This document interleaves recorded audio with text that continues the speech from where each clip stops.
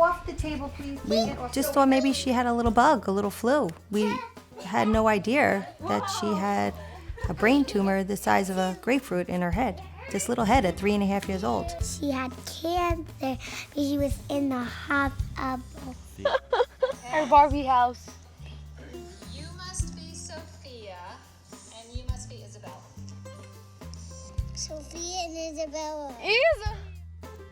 The initial news was devastating, empty inside.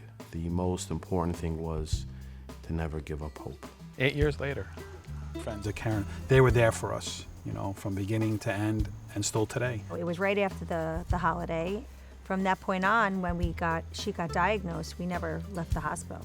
The fight for our life here to save her, to try to get her the best medical care possible, but as well having other children. Like, I didn't want to talk to anybody because I felt like this was going to be like a heartbreaker. I was scared at that point what were going to happen to my other children. And how was I going to take care of them when I was in the hospital? When we initially met and it was introduced to friends of Karen and the way that they had described how they were going to help us as far as our financial distress was overwhelming. Life in general is very stressful financially, and it's very hard for families to get by when things are normal. I couldn't work. I had to take care of my daughter. I also had to take out extra insurance, Cobra at the time, so that was hard because we still had to pay for certain things regardless.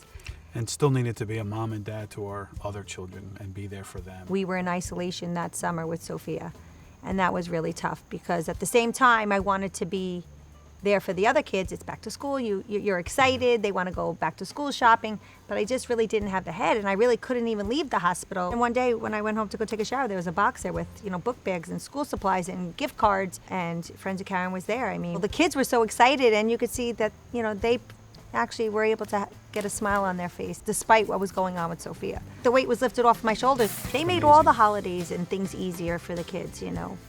Christmas shopping, birthdays.